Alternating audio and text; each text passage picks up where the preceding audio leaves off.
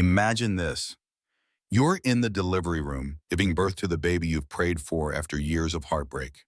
The man you love is standing just a few feet away, but instead of holding your hand, he's watching silently as his secret lover cuts off your oxygen line. Your vision fades, the monitors scream, and the last thing you see is him checking his phone. This isn't a horror movie. It's the real beginning of a revenge story so twisted, so ruthless, that it left millions asking one question. Did the father who took revenge go too far? Stay until the end, because what he does next will shock you to your core. If you love dark, true drama stories like this one, don't forget to hit that like button, drop your thoughts in the comments. Was he a hero or a monster? And make sure you subscribe so you never miss the next jaw-dropping story. They say the moment before death, your whole life flashes before your eyes. Claire Brennan was about to find out if that was true. The delivery room at Mercy General Hospital hummed with the steady rhythm of medical equipment. Monitors beeped in time with fear-racing heart. Fluorescent lights cast harsh shadows across sterile white walls. The scent of antiseptic hung heavy in the air, mixing with the metallic tang of fear that Claire could taste on her tongue. She gripped the bed rails until her knuckles turned bone white as another contraction tore through her body like fire. 37 years old, 8.5 months pregnant. After 3 devastating miscarriages that had nearly destroyed her marriage, this baby was supposed to be her miracle, her redemption, the child that would finally make everything whole again. She had no idea she was about to learn the cruelest truth of all. Some miracles come at a price no one should have to pay. A woman in scrubs moved closer, her steps soft and practiced on the linoleum floor. She adjusted the oxygen mask covering Claire's nose and mouth with gentle, expert hands. The badge clipped to her coat read Jessica Lang, registered nurse, ICU. She had appeared 20 minutes earlier, slipping into the room with quiet confidence, claiming the young resident had requested additional support for what he anticipated would be a complicated delivery. No one had questioned it. In a busy hospital on a Friday night, extra hands were always welcome. Jessica leaned down, her lips almost touching Claire's ear. Her breath was warm against Claire's skin. Her perfume was subtle, expensive, something with notes of jasmine and sandalwood. Her voice was soft, almost tender, like a mother whispering a lullaby to help a child sleep. They say the moment before death, your whole life flashes before your eyes, she whispered. Let's test that theory. Claire's eyes went wide. What did she just say? Had she heard that correctly? The contraction was fading, leaving her breathless and disoriented. Maybe she'd misheard. Maybe the pain medication was making her imagine things. But then Jessica's hand moved to the oxygen line. One smooth, practiced motion. Efficient, deliberate. She disconnected the connector from the wall mount. The hissing stopped.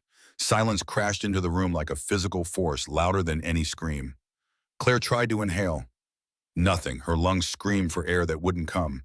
Panic flooded her system, cold and absolute. She reached for the call button mounted on the bed rail, but Jessica's other hand was already there, blocking it with calm efficiency. Her face remained serene, almost sympathetic, as if she were simply helping Claire through a difficult moment. Across the room, Marcus Reed stood in the corner near the window. 41 years old, expensive charcoal suit that probably cost $3,000.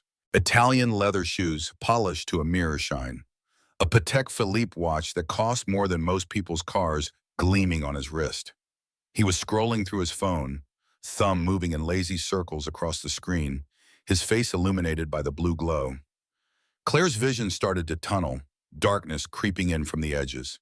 She reached toward her husband, hand trembling, fingers grasping at empty air. Please, please look at me. Please help me. Marcus glanced up. Their eyes met across the sterile white room. For one terrible, crystalline second, she saw it. The coldness in his hazel eyes. The absence of surprise. The decision already made, already implemented, already past the point of return. He looked back down at his phone. The monitors erupted. Alarms shrieked, piercing and urgent. Red lights flashed on the machines. The baby's heart rate plummeted on the screen, the numbers dropping with terrifying speed. 140 beats per minute, 120, 190. The young resident, Dr. Patterson, spun around from the instrument tray where he'd been preparing for the delivery. His face went pale. What's happening? Nurse, what? Jessica stepped back smoothly, hands raised in a gesture of concern and confusion. Her face was a perfect mask of professional worry. The oxygen connector malfunctioned. I'm trying to reconnect it, but the fitting seems jammed. Dr. Patterson rushed toward the oxygen supply, but he was young, fresh out of residency, and his hands fumbled with the equipment. The door exploded open with a crash that made everyone jump. Dr. Rachel Morgan stormed in, her face twisted with fury.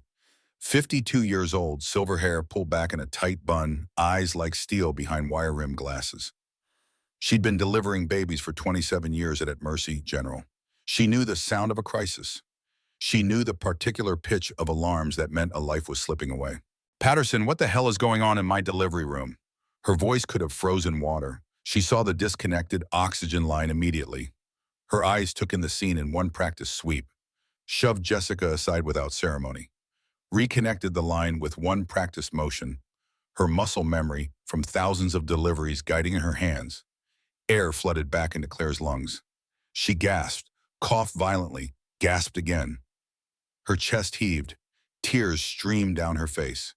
The world slowly came back into focus, colors bleeding back into her vision like watercolors spreading across wet paper. Dr. Morgan rounded on Jessica, her small frame radiating fury. Who authorized you to be here? What's your name? What department are you from? Jessica's composure cracked slightly. I'm ICU staff. Dr. Patterson requested additional support for a high-risk delivery. I requested no one. Dr. Morgan's voice cut like a scalpel. This isn't a high-risk delivery. Mrs. Doy, Reed's pregnancy has been completely normal. Patterson, did you request ICU support? The young doctor shook his head, still pale. No, Dr. Morgan.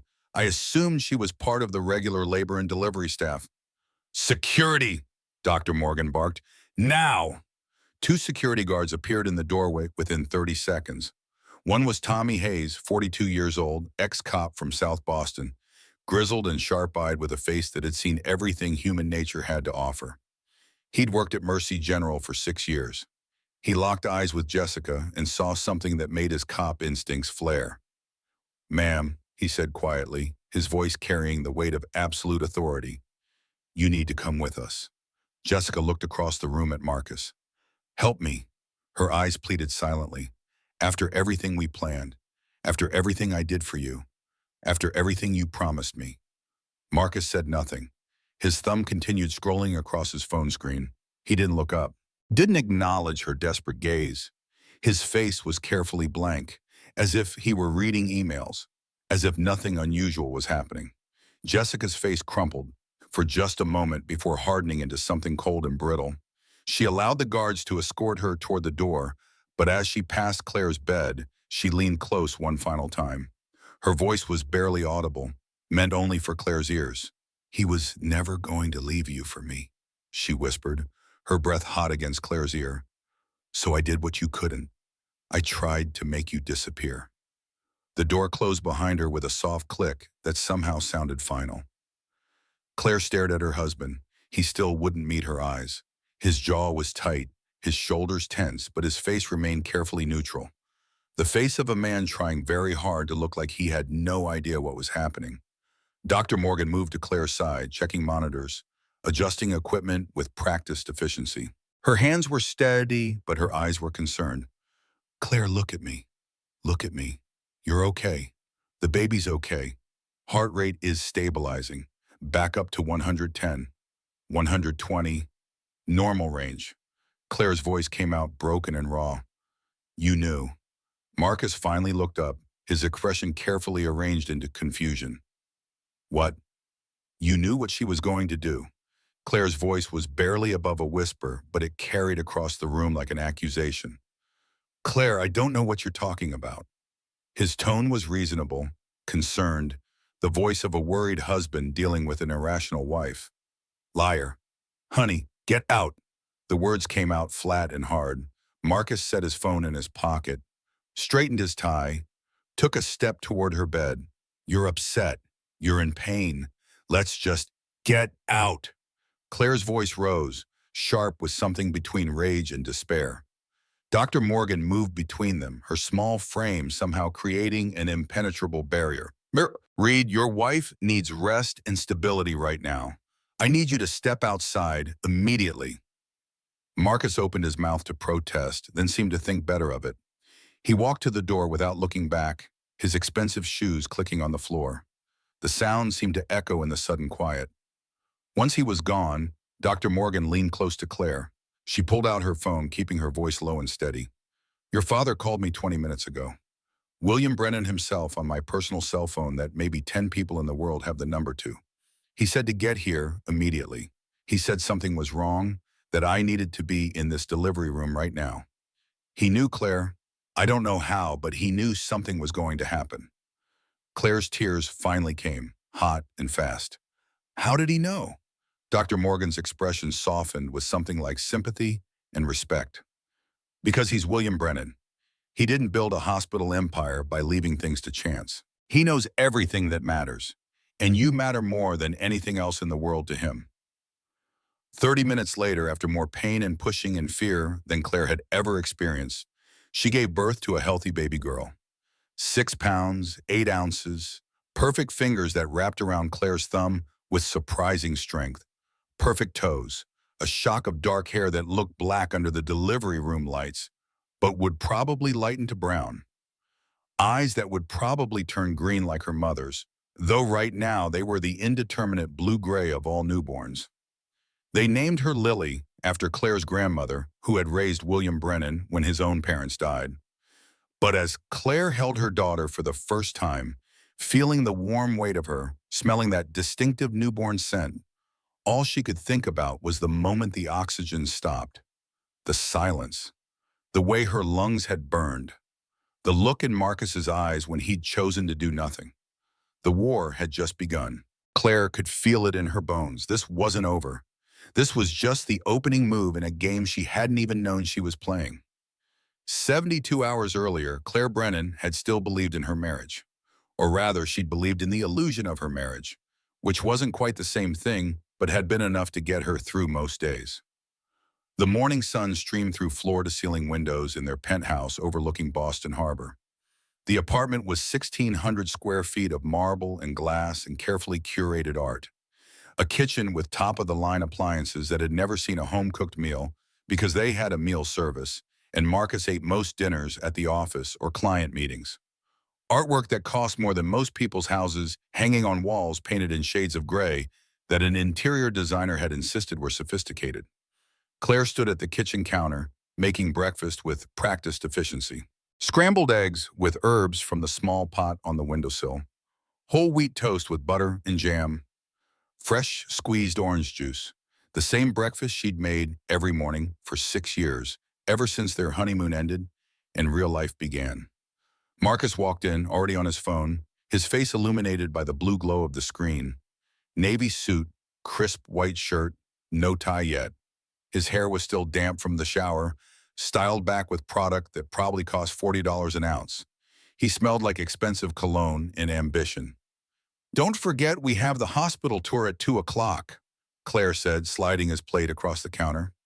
Dr. Morgan wants to go over the birth plan and show us the delivery room, so we're not completely lost when I go into labor. Marcus didn't look up.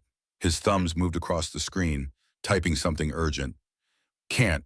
Board meeting moved up. They want to discuss the IPO timeline before the investor call tomorrow. You handle it. Marcus, this is our baby. And she'll still be our baby whether I attend every single hospital appointment or not. He kissed her forehead without looking at her. Cold. Automatic. The way you'd kiss a sister or an aunt at a family gathering. I have to go. Conference call with Singapore in 20 minutes. They're 9 hours ahead, so if I miss this window, we lose a whole day of negotiations. He grabbed his briefcase and was gone before Claire could respond, the door closing behind him with a soft click of expensive locks engaging. Claire stood alone in the pristine kitchen, one hand resting on her swollen belly. The city spread out beyond the windows, all glass towers and morning light reflecting off the harbor. Somewhere down there, people were living authentic lives, having real conversations, building genuine connections. Lily kicked. Once, twice. A strong flutter that pressed against Claire's palm. I know, sweetheart, Claire whispered to her unborn daughter. I know. Everything's going to be okay. Mommy's working on a plan. That afternoon, she met her best friend, Sarah Mitchell, at a coffee shop in Back Bay. The place was small and independently owned, with mismatched chairs and local art on the walls, and coffee that actually tasted like coffee instead of a dessert masquerading as caffeine. Sarah was 39, sharp as a knife, with short red hair and a wardrobe full of power suits that made her look like she could negotiate peace treaties or hostile takeovers with equal competence. She was a real estate agent who specialized in luxury properties and had been trying to get Claire to leave Marcus for 3 years, ever since she'd first noticed the distance growing between them. Tell me you finally confronted him, Sarah said, sliding into the booth across from Claire. She was drinking a triple espresso, no sugar because she said life was too short for unnecessary sweetness. Claire added cream to her decaf, watching it swirl into pale brown clouds. I'm waiting until after the baby comes. Honey, you've known about this woman for 6 weeks. The longer you wait, the more power you give him to control the narrative. I have a plan. Claire's voice was quiet but firm. She'd been rehearsing this speech in her head for days. The prenup I signage protects his money, not mine.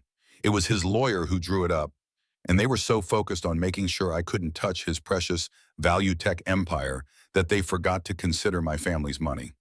Once Lily is born safely, once she's healthy and home, I filed it for divorce. He gets nothing from my family. He doesn't even get to claim he was blindsided by postpartum hormones or whatever story his PR people would spin. Sarah leaned back, a slow smile spreading across her face.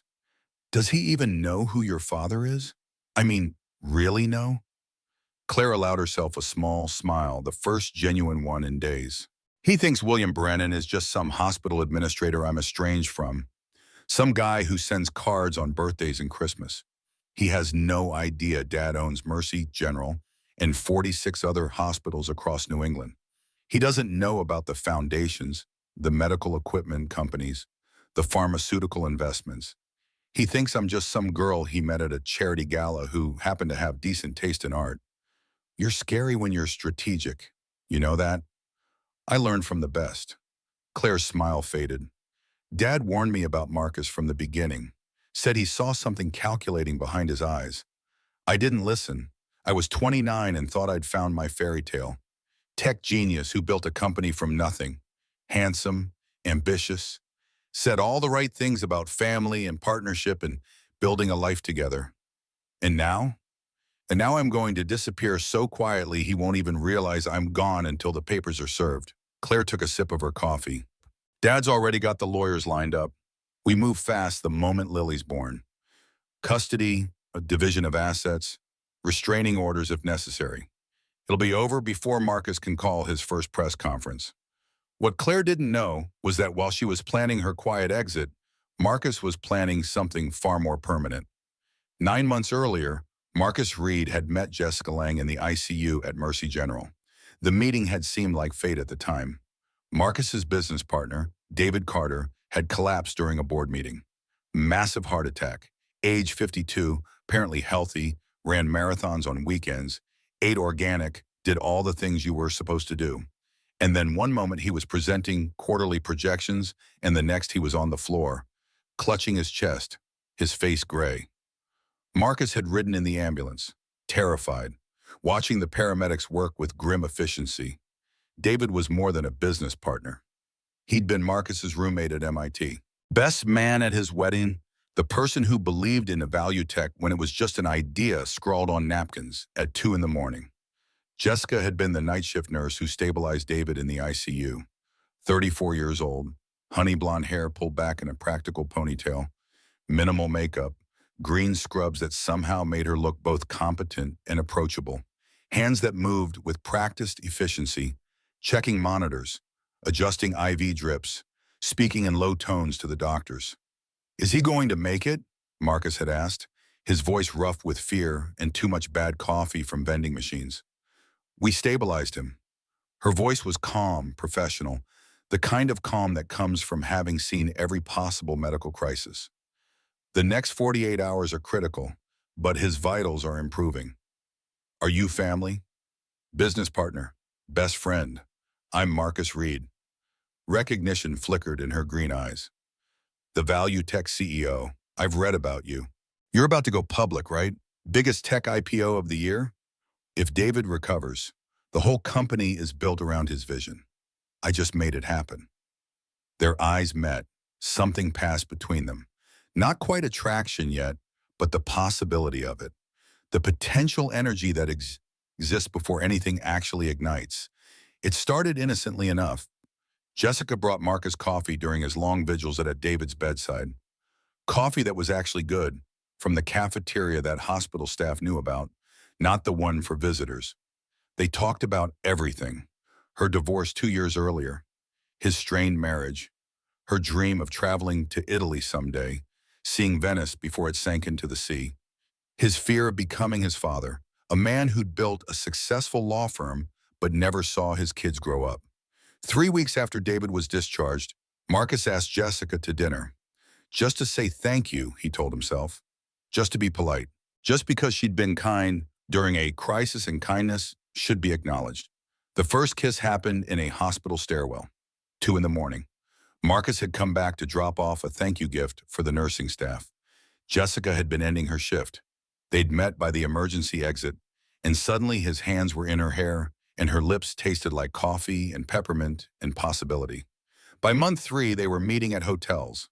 The Four Seasons, the Ritz-Carlton, the Langham, places where Marcus could pay cash and use a fake name and no one asked questions because discretion was part of the service. By month 6, Jessica was deeply, desperately in love. The kind of love that makes you rearrange your whole life. She switched to day shifts so she could see him in the evenings, started imagining their future together. A house in the suburbs, maybe adoption, since her endometriosis made pregnancy unlikely. A life built on honesty instead of the lies that had destroyed her first marriage. By month 8, Marcus was growing anxious. Claire was pregnant. The baby was real now, moving and kicking, making everything complicated. And Jessica was starting to ask questions. When are you leaving her? What's our timeline? Are we really doing this? Now, 3 days before Claire went into labor, Jessica lay in bed next to Marcus at their usual hotel. Room 412 at the Langham. She knew the room number by heart, could have walked there blind. It had become a second home. This room where she could pretend she wasn't the other woman, wasn't the secret, wasn't the thing he hid. She traced patterns on his chest with one finger, feeling his heartbeat slow as he relaxed. When are you going to tell her?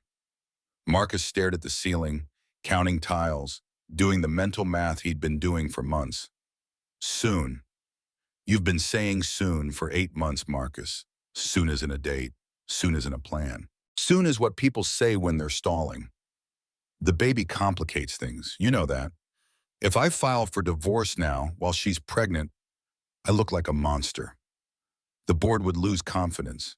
Investors would panic. Our whole IPO could collapse because I couldn't keep my personal life clean. Jessica sat up, the sheet falling away from her shoulders. The room was cold, the air conditioning on too high. I'm not asking you to abandon your child. I'm asking you to stop lying to me, to her, to yourself. You're going to have a daughter, Marcus.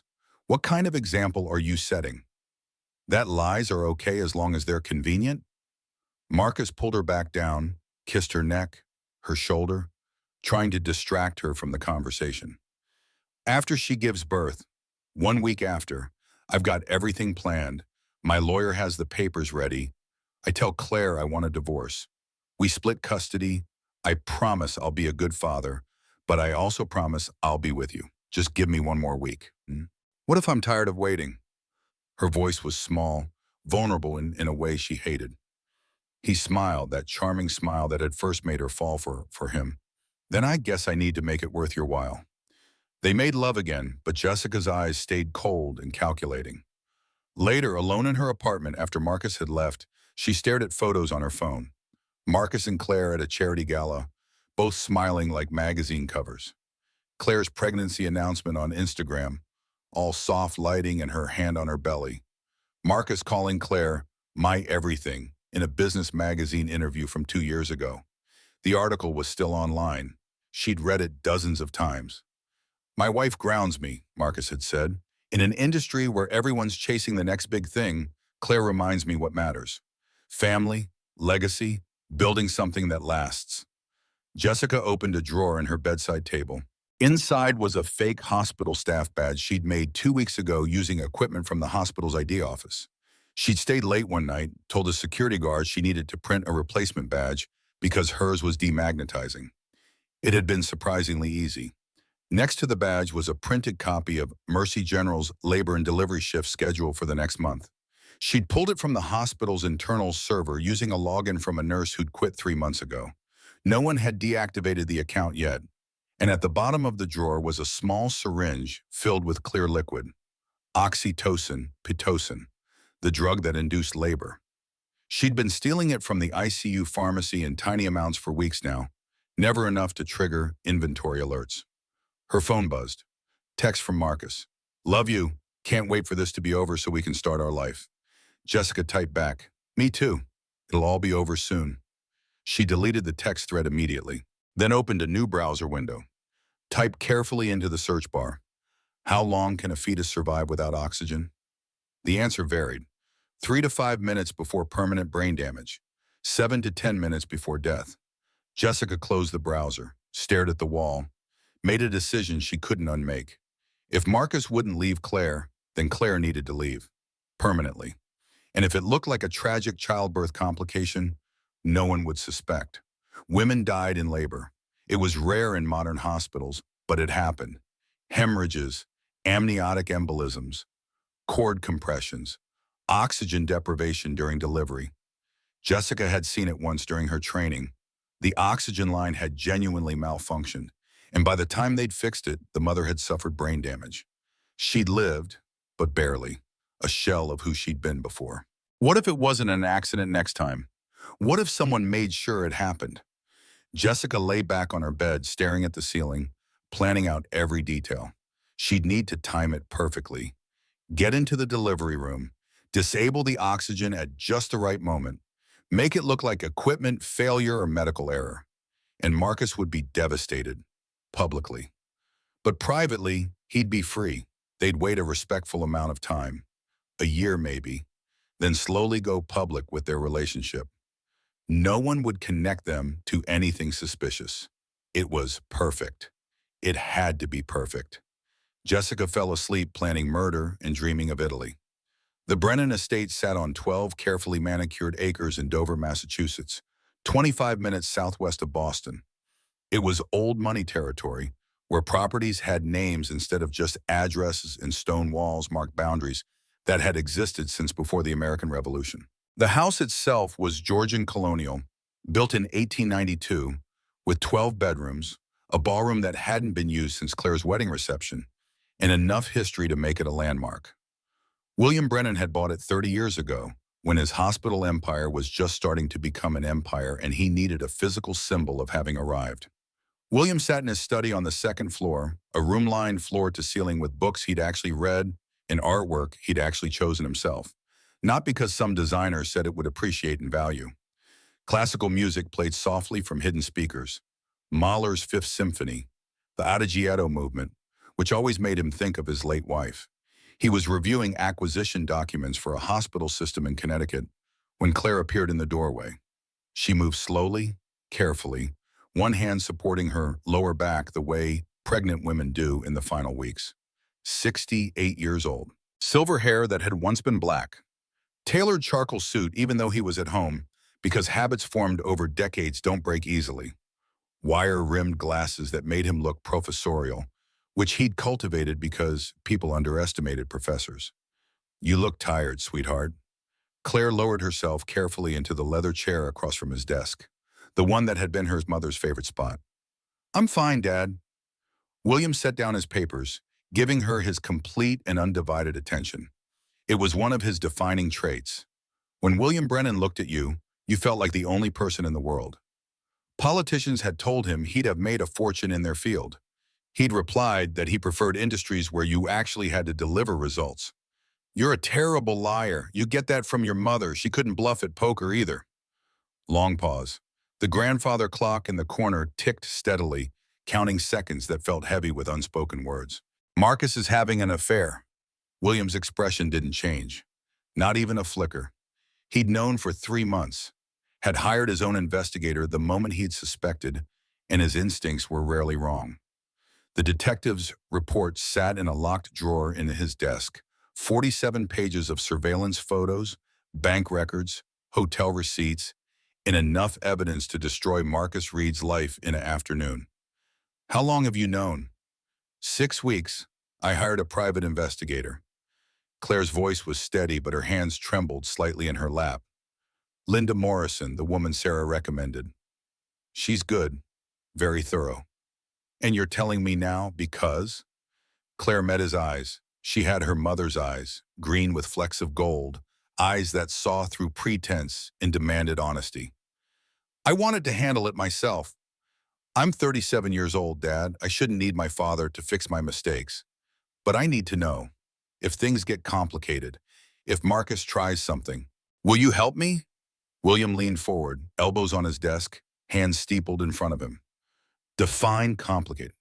If he tries to take Lily, if he tries to make me look unstable to win custody, if he uses his money and lawyers to make my life hell, if he... She paused, struggling with the words. If he tries to hurt me. William's voice dropped to something cold and final, something that made Claire remember why competitors feared him. Sweetheart, I built a healthcare empire from a single rural clinic in western Massachusetts that was 20 minutes from bankruptcy. I've dealt with competitors who tried to destroy me with lawsuits and regulations and whisper campaigns. I've dealt with politicians who thought they could regulate me out of existence. I've dealt with more lawyers than you can count, all of them convinced they were smarter than me.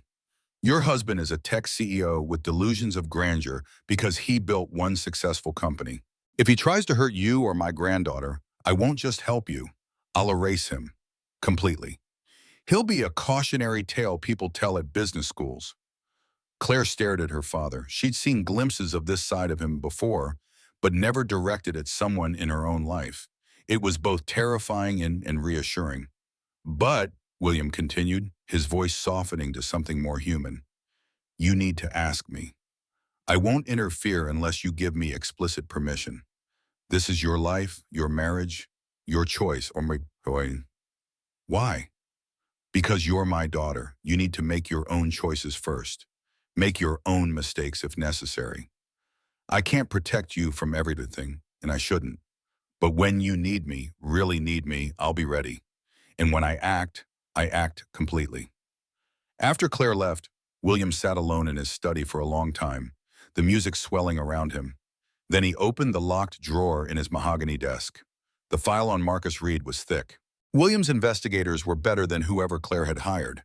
They'd been watching Marcus for 4 months, since the first time William had shaken his hand at a family dinner and felt that unmistakable instinct that something was wrong. The file contained bank statements showing $4.2 million siphoned from Valuetech through a complex series of shell corporations. Offshore accounts in the Cayman Islands and Luxembourg. Credit card receipts from luxury hotels Marcus had claimed were business trips. Jewelry purchases from Cartier and Tiffany that Claire had never received. Direct payments to Jessica Lang's bank account, listed as consulting fees, but with no contracts or work product to justify them. There was evidence of a second apartment Marcus was renting in the Seaport District under an LLC. Photos of him entering and leaving with Jessica Lang. Time-stamped security footage from the building's cameras that Williams' people had obtained through a contact in the property management company. But the most damning evidence was at the bottom of the file. Emails between Marcus and his divorce attorney, Gerald Walsh, dated 3 months ago.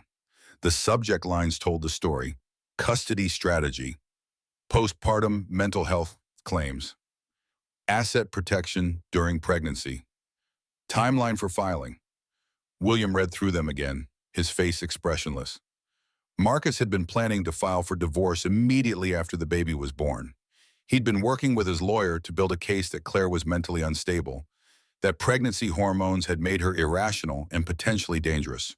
The plan was to claim she was suffering from prenatal depression that would worsen after birth, to fight for sole custody on the grounds that Claire was a risk to the child.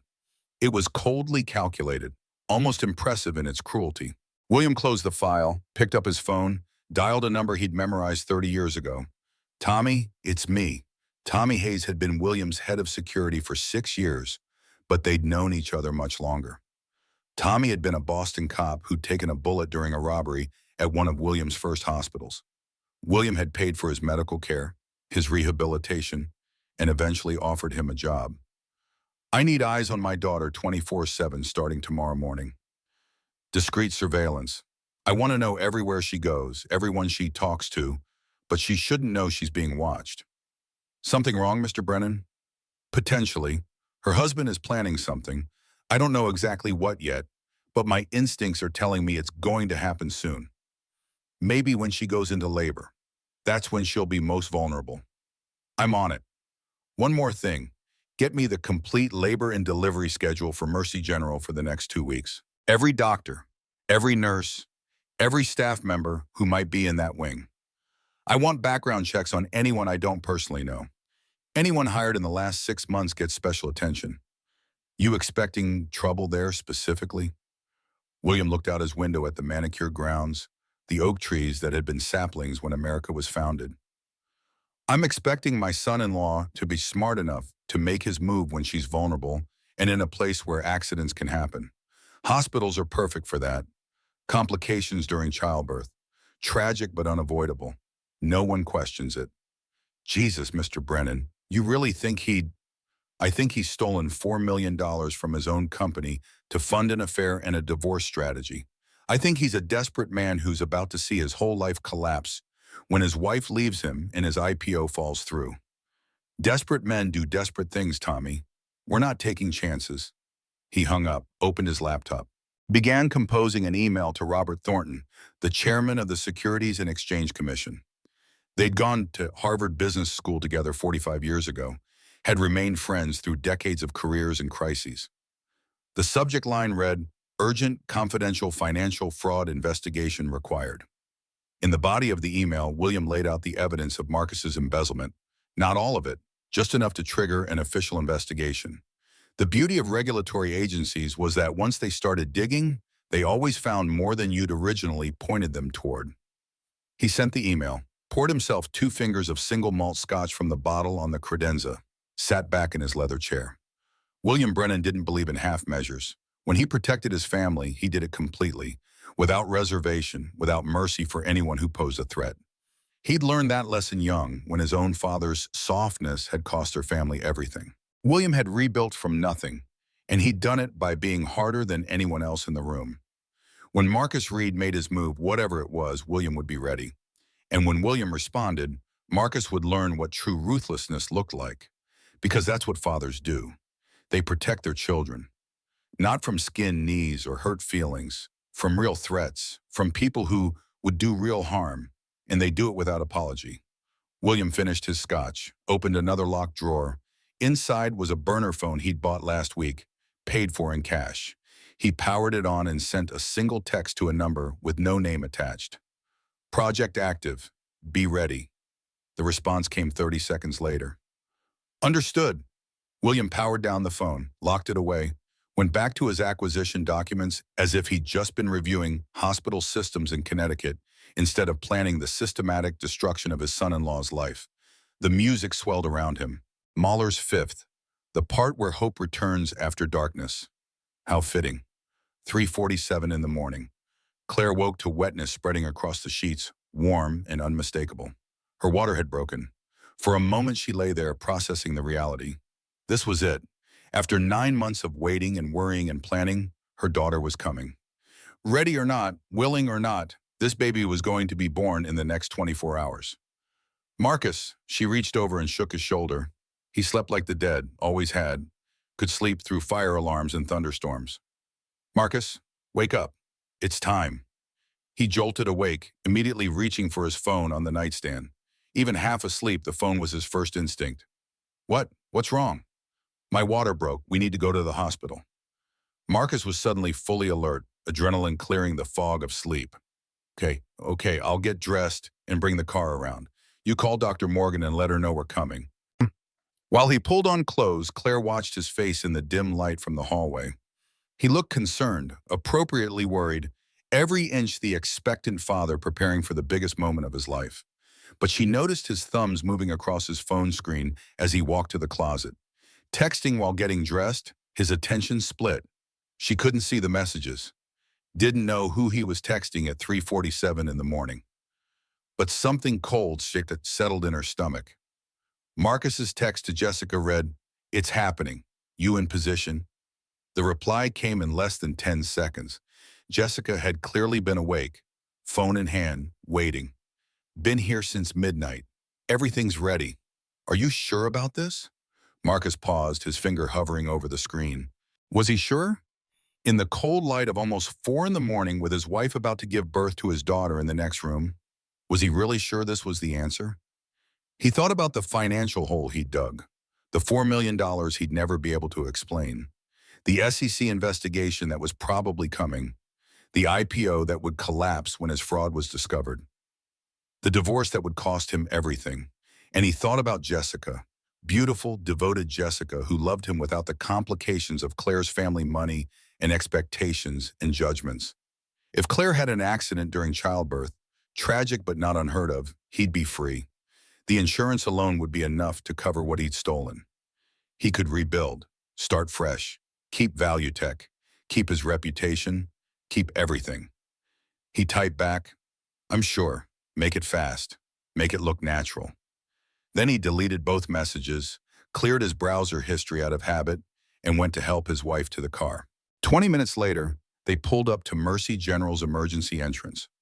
The hospital rose above them, 15 stories of glass and steel that gleamed under the parking lot lights. Claire had been born here 37 years ago. Her mother had died here 6 years ago, and now her daughter would be born here. The circle of life playing out in one building. A nurse met them with a wheelchair.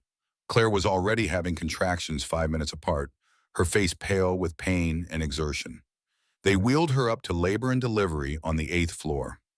Room 314, which Claire didn't know was the exact room where William Brennan had been born 68 years earlier, back when the hospital was smaller and births were more dangerous and survival was less certain. Nurse Kelly, a kind-faced woman in her 50s with reading glasses on a chain around her neck, helped Claire into a hospital gown and got her settled into the bed. "Dr. Morgan is on her way. Should be here in about 20 minutes. She lives in Brookline, so it's not far. Meanwhile, let's get you hooked up to monitors and see how baby's doing." The monitors showed what they needed to show. Strong heartbeat, good position, everything progressing normally for an early, but not dangerously premature birth. 15 minutes passed. Claire breathed through contractions while Marcus sat in the corner, ostensibly looking at his phone, but actually watching the clock. Waiting. Then a different nurse appeared in the doorway, younger, maybe 30, with an apologetic expression and a tablet in her hands. "Mrs. Reed, I'm so sorry, but Dr. Morgan was called to an emergency C-section in the other wing. Twins in distress. She asked me to let you know that Dr. Patterson will be delivering your baby. He's excellent, just finished his residency at Mass General, top of his class. Dr. Morgan will join you as soon as the C-section is complete." Claire's stomach clenched, and not from a contraction. "Can't we wait for Dr. Morgan? I've been planning for her to deliver." Dr. Patterson entered before she could finish. 32 years old, earnest face, nervous energy that he was trying very hard to project as confidence. He checked the monitor, made notes on his tablet, smiled at Claire. "Mrs. Reed, you're already 7 centimeters dilated. We really can't delay. But I promise you're in excellent hands. I've delivered 247 babies in the last 3 years. This is going to go smoothly." Marcus stood up from his chair, moving to Claire's bedside. He squeezed her shoulder, his wedding ring cool against her skin. "Honey, he's a doctor. You're at one of the best hospitals in New England. Everything's going to be fine." What none of them knew was that Dr. Morgan's emergency C-section didn't exist. Jessica Lang had called 911 from a burner phone 25 minutes earlier, using voice modulation software to sound like a panicked woman. She had reported a pregnant woman in active labor stuck in an elevator in Mercy General's parking garage, giving just enough details to make it sound urgent, but not so many that they could verify it before responding. By the time Dr. Morgan had raced to the parking garage in her pajamas and bathrobe, checked every elevator, questioned security, and realized it was a false alarm, it would be too late to make it to Claire's delivery. In the delivery room, Claire was in active labor now, the contractions coming hard and fast. Dr. Patterson focused on the monitors, calling out numbers to the nurses. A young nurse named Amy, fresh out of nursing school, prepared instruments with shaking hands. That's when Jessica Lang walked in. She moved with practiced confidence, badge clipped to green scrubs, hair pulled back in a neat ponytail, looking exactly like she belonged there. She'd been in the building since midnight, hiding in supply closets and empty patient rooms, waiting for Claire to arrive. "I'm Nurse Lang from ICU," she announced to the room, her voice professionally cheerful. "Dr. Patterson, you requested additional support for a high-risk delivery?" Dr. Patterson barely glanced up from the monitor. "Oh, great, yeah, thanks for coming up. We could use experienced hands. Mrs. Reed has a history of miscarriages, so we're monitoring carefully." Jessica moved smoothly to the side of the room, positioning herself next to the oxygen supply system. Marcus stood in the opposite corner, phone in hand, his face carefully neutral. Their eyes met for just a second. He gave the tiniest nod. Jessica felt her heart racing, adrenaline flooding her system. This was it, the moment she'd been planning for weeks. The moment that would free Marcus, free them, allow their real life to begin. She thought about the apartment they'd rent together, the trips they'd take, the life they'd build once this tragic accident was behind them. A year from now, 2 years at most, they'd go public with their relationship. People would say it was touching how Marcus had found love again after losing his wife in childbirth, how Jessica had helped him heal. No one would ever connect them to this moment, this decision, this act. Claire was deep in a contraction, gripping the bed rails, her face red with effort. That's when she felt it. That animal instinct that something was profoundly wrong. A prickle on the back of her neck. The sense of being watched by something dangerous. She looked up through tears of pain and exertion, saw Jessica's hand moving toward the oxygen line with steady purpose, saw Marcus in the corner, his face blank, watching. And in one terrible flash of absolute clarity, she understood. This wasn't random. This was planned. Her husband had brought his mistress here to kill her. "Marcus!" Her voice was lost in another contraction. Jessica's hand reached the oxygen connector. She glanced once more at Marcus. He didn't stop her, didn't speak, didn't move. Jessica pulled the connector free from the wall mount. The hissing stopped. Silence flooded the room, and Claire Brennan's world went dark as her lungs screamed for air that would not come. Claire woke in the recovery room 6 hours later. The world came back slowly, piece by piece. White ceiling tiles, the beep of monitors, the smell of antiseptic and something else, something sweet and new. Lily. Her daughter lay in a clear bassinet beside the bed, swaddled in pink and white hospital blankets with little hearts on them. Perfect rosebud mouth. Tiny fists curled against her chest. Dark hair that looked almost black against her pale newborn skin. Perfect. Alive. Safe. For now. The door opened quietly. Marcus entered carrying an enormous bouquet of white roses in a crystal vase that probably cost $200. His tie was loosened, his hair slightly messed, the perfect picture of an exhausted but relieved new father. "She's beautiful," he said softly, setting the flowers on the windowsill. "You did amazing, Claire. Really amazing. The nurses told me everything went perfectly once they got your oxygen stabilized. Baby's healthy, all her tests came back normal, and you're going to be fine." Claire's voice came out flat and dead. "Your girlfriend tried to kill me."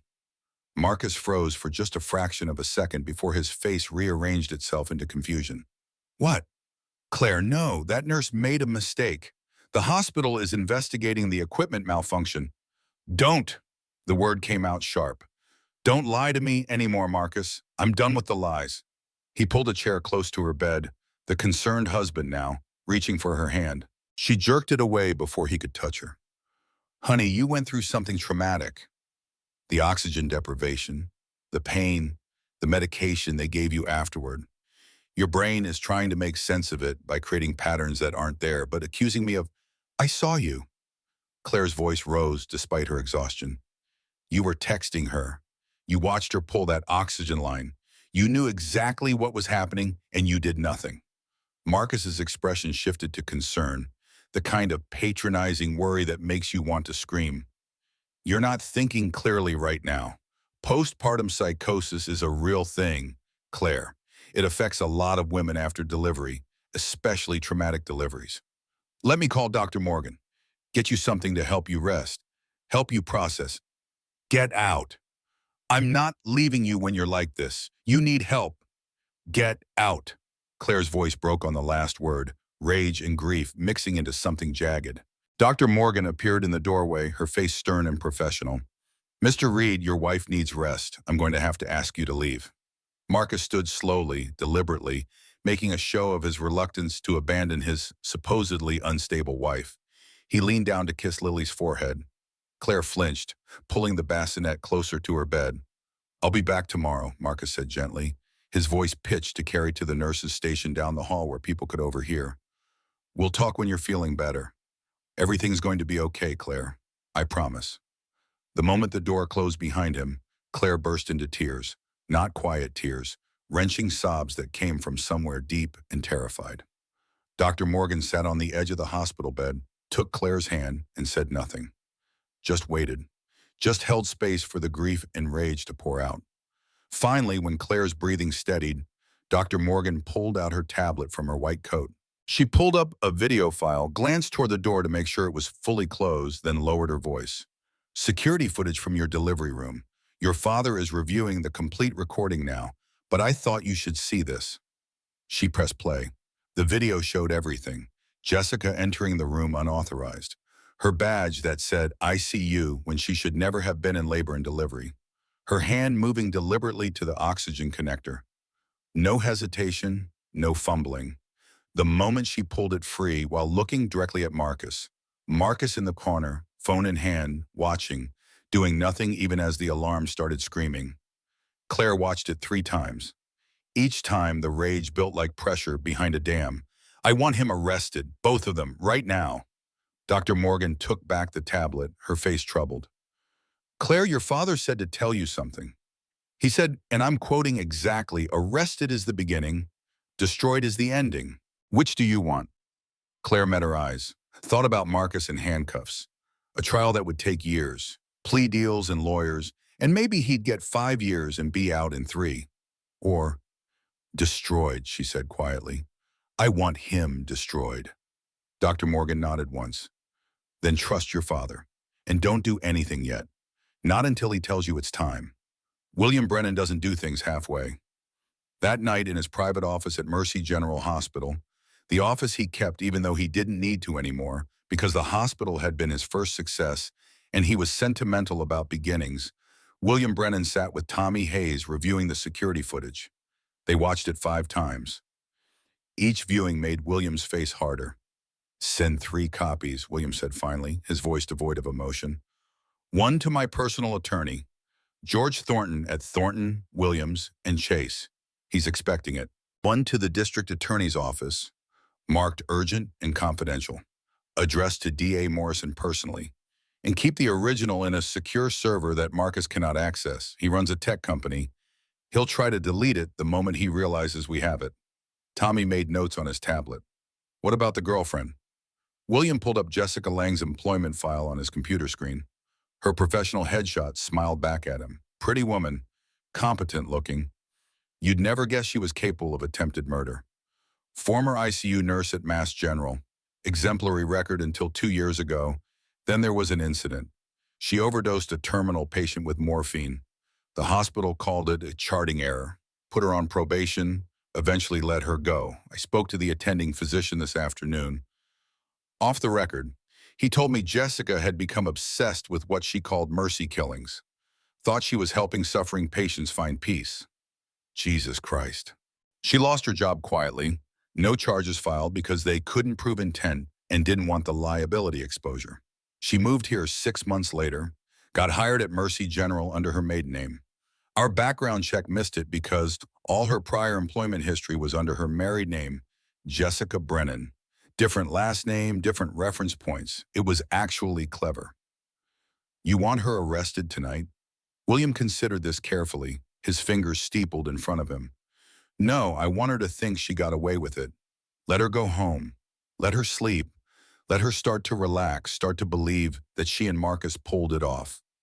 Maybe she'll even contact him, leave more evidence for us. Desperate people make mistakes when they think they're safe. Tommy nodded. He'd worked for William Brennan long enough to understand how this went. The man didn't just win. He systematically annihilated his opponents piece by piece, until nothing remained but the memory of their hubris. William opened another file on his computer. This one contained evidence of Marcus's embezzlement that his investigators had compiled. $4.2 million over 8 months, carefully siphoned through a complex network of shell corporations. The money had funded the affair with Jessica, hotels, jewelry, clothes, an apartment, cash payments. But more importantly, it represented securities fraud, wire fraud, bank fraud. Marcus had stolen from his own shareholders, from the investors who trusted him to build Value Tech into something legitimate. Tomorrow morning, William said quietly, the SE will receive an anonymous tip. I've already sent the email, time delivery for 6 a.m. By 8 a.m., their investigators will be requesting Value Tech's financial records. By noon, Marcus Reed will be suspended as CEO pending investigation. By evening, the story will break in every major news outlet in Boston. And then? And then we wait. Let him panic. Let him try to control the narrative. Watch him scramble and make mistakes. William closed the laptop. The thing about taking down someone like Marcus Reed is that you have to let them think they still have options, that they can lawyer their way out of it or spin their way past it. Because when they finally realize they can't, when they understand the full scope of what's happening, that's when the real destruction begins. Tommy stood to leave, then paused at the door. Mr. Brennan, can I ask you something? Of course. How far are you willing to go with this? William looked at him for a long moment, and Tommy saw something in his eyes that made him glad they were on the same side. My daughter almost died giving birth to my granddaughter, William said softly. Some man I never trusted who married her for the wrong reasons stood in that delivery room and watched his mistress try to murder my child.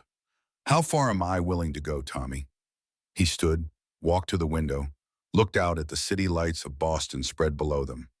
I'm willing to go all the way to the end of whatever road this takes. I'm willing to use every resource I have, every connection, every favor owed, every secret kept, every piece of leverage accumulated over 40 years of building this empire. I'm willing to be absolutely ruthless in ways that would make my competitors look merciful. Because that's what fathers do. We protect our children, not from scraped knees or hurt feelings, from real threats, from people who would do real harm. He turned back to Tommy. So to answer your question, Marcus Reed is going to wish he'd never met my daughter. He's going to wish he'd been honest about the affair. He's going to wish he'd just filed for divorce like a normal person. But most of all, he's going to understand that when you come after a Brennan, you don't just lose, you cease to exist. Tommy left, closing the door quietly behind him.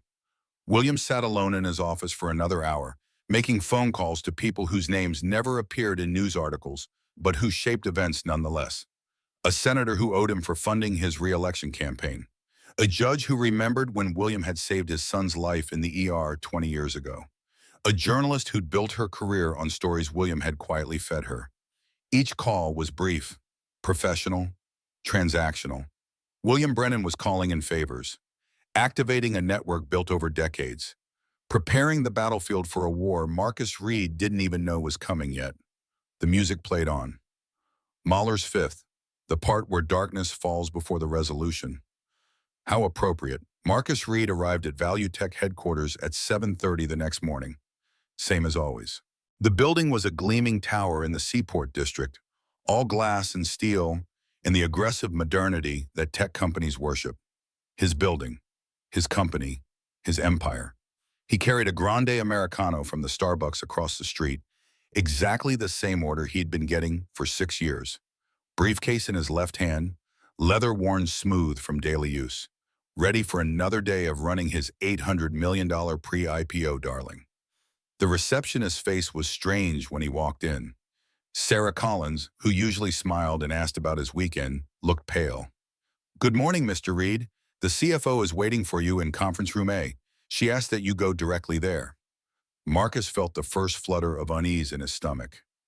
"Is something wrong?" "She didn't say, sir." Conference room A was the big one, the fishbowl with glass walls where they held board meetings and investor presentations. Diane Frost stood when Marcus entered. 55 years old, ash blonde hair cut in a severe bob, ice water in her veins instead of blood. She'd been ValueTech's CFO for 3 years, recruited from Amazon, where she'd managed billions in annual revenue. Behind her sat 3 board members: Patterson, who'd invested $20 million in their Series B, Richard Dawson, who'd led their Series C round, and Michael Carter, David's younger brother, who held David's seat while he recovered from his heart attack. Marcus felt his unease crystallize into something closer to fear. "What's going on?"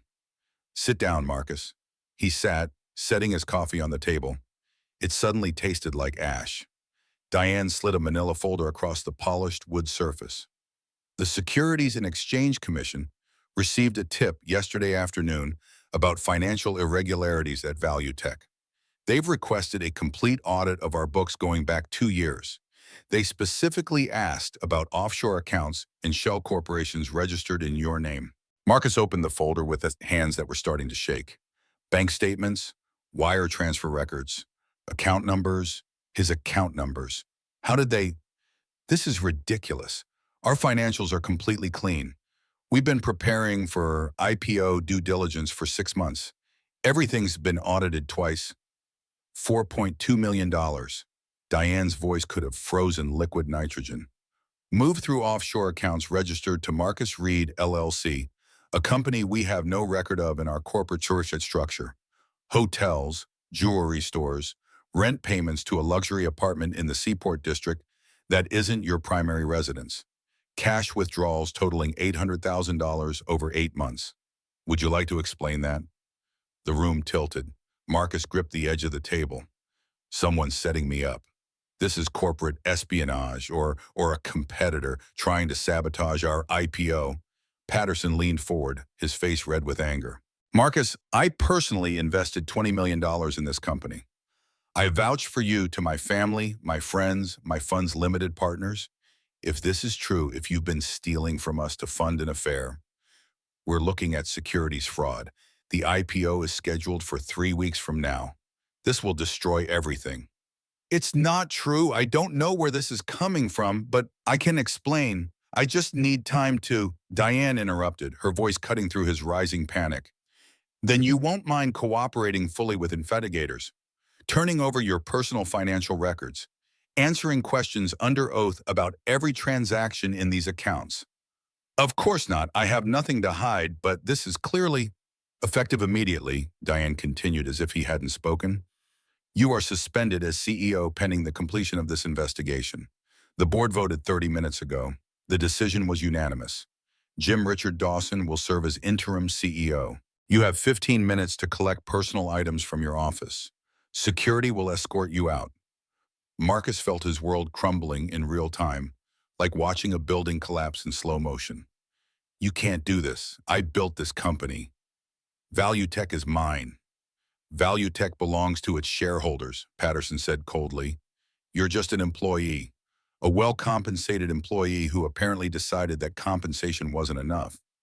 The board can and will remove you if you're engaged in criminal activity," Richard Dawson added. "This isn't personal, Marcus. It's business. We have a fiduciary duty to protect the company." "I'm not engaged in criminal activity." Marcus's voice rose, desperation creeping in. "Someone is framing me. Someone with access to our systems or someone who wants to sabotage the IPO. We have competitors who would love to see us fail. Didn't you think about that? Did you consider that this might be corporate warfare?" Diane closed her folder with a soft finality. "We considered every possibility, Marcus. The SEC doesn't open investigations based on anonymous tips alone. They have evidence. They have your signature on documents. They have bank records with your social security number. They have security footage of you entering the apartment multiple times. She paused. And they have communications between you and your divorce attorney discussing how to hide assets from your wife in anticipation of filing after the baby was born. The room went silent. Marcus felt like he'd been punched in the stomach. How did they?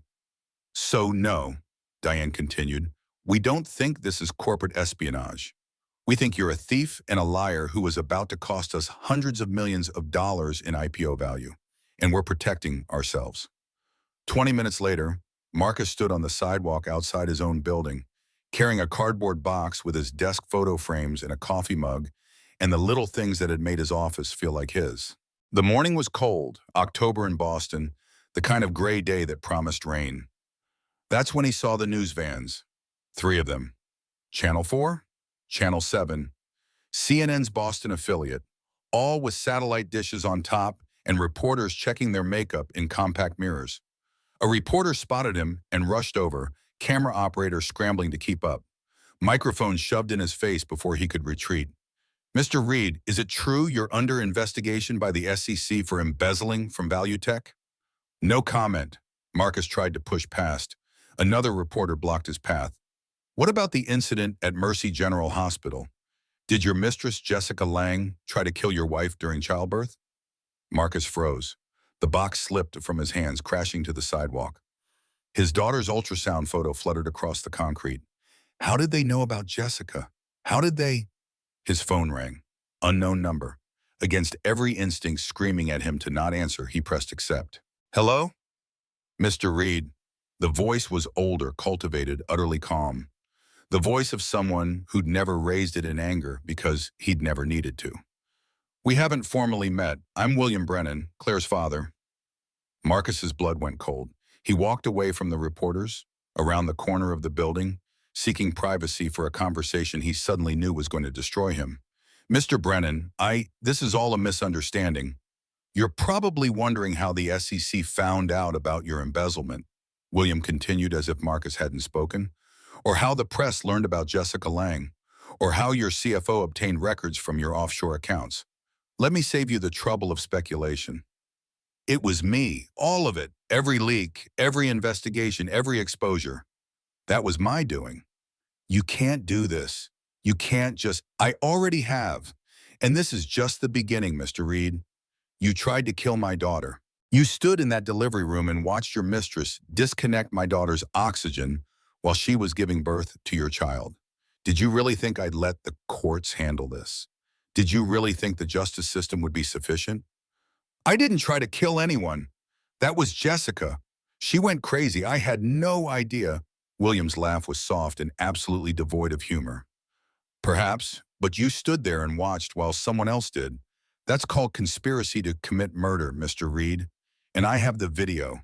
Tomorrow morning, the entire country will see it too. I've scheduled a press conference. Every major outlet will be there. Marcus felt his legs go weak. He leaned against the brick wall for support. Why are you doing this? Because you touched my daughter. You hurt my family. And when someone does that, I don't just hurt them back. I erase them. Completely. By the time I'm done with you, Marcus Reed won't exist. You'll be a cautionary tale, a warning. The man who thought he could hurt a Brennan and walk away. The line went dead. Marcus stood in the alley behind his former company, autumn wind cutting through his expensive suit, and finally understood what he'd done. He hadn't just betrayed his wife. He'd gone to war with William Brennan. And William Brennan didn't fight fair. He fought to win. Absolutely, completely, without mercy. Marcus tried calling Jessica, straight to voicemail. He tried again. Voicemail, again, voicemail. Finally, after his 7th attempt, a text message came through. Not from Jessica's regular number. A different number, one he didn't recognize. Don't contact me again. My lawyer will reach out. Marcus slid down the wall, sitting on the cold concrete, his $1,000 suit getting dirty, and he couldn't even care. Around the corner, he could hear the reporters talking, comparing notes, preparing the stories that would destroy what was left of his reputation. His phone buzzed with news alerts. Value Tech CEO suspended amid SEC investigation. Tech darling Marcus Reed accused of embezzlement. Hospital sources confirm police investigating attempted murder during childbirth. Each headline another nail in his coffin. Marcus sat alone in that alley for 20 minutes before he finally found the strength to stand. He walked to his car in the parking garage, got behind the wheel, and just sat there trying to figure out what to do next. His phone rang again. His mother this time. He almost didn't answer, but family was family. Mom. Her voice was thick with tears. Marcus, your father and I saw the news. Tell me it's not true. Tell me you didn't. It's complicated, Mom. There's been a misunderstanding. Don't lie to me. Her voice broke. I raised you better than this. An affair? Embezzlement? They're saying you tried to hurt that poor girl while she was having your baby. Marcus, what have you done? Mom, please, I can explain. Don't call here again. The words came out flat and final. Your father is ashamed. I'm ashamed. We just can't. Goodbye, Marcus. She hung up. Marcus sat in his car in the parking garage of his former company and finally understood the full scope of what William Brennan meant by ruthless revenge. This wasn't just about justice. This was about annihilation. By noon, the story had exploded across every news outlet in America. CNN ran it as breaking news, interrupting regular programming. Tech CEO under investigation for embezzlement and conspiracy to commit murder. The chyron scrolled across the bottom of the screen while talking heads debated corporate ethics and the criminal justice system. The Boston Globe's front page headline read, Mercy General Nurse Attempted Murder During Childbirth. CEO Husband Watched, sources say. MSNBC played the security footage on loop once Williams' team released it to the press at 2 p.m. The nation watched Jessica Lange enter the delivery room, watched her move to the oxygen supply with deliberate purpose, watched her disconnect the line while looking directly at Marcus Reed, watched Marcus stand motionless in the corner, phone in hand, as Claire Brennan gasped for air and monitors screamed their warnings. The video was 47 seconds long. It destroyed 2 lives in less than a minute. Twitter erupted. Within 2 hours, #justice for Claire was trending nationally then globally. People shared their own stories of medical malpractice, of betrayal, of men who'd abandoned pregnant partners. A mother's rights group organized a protest outside Value Tech headquarters by 4 p.m. 200 women holding signs, Protect Mothers, CEO Cowards, Lock him up. Jessica watched from her apartment in Somerville, horror mounting with each passing hour.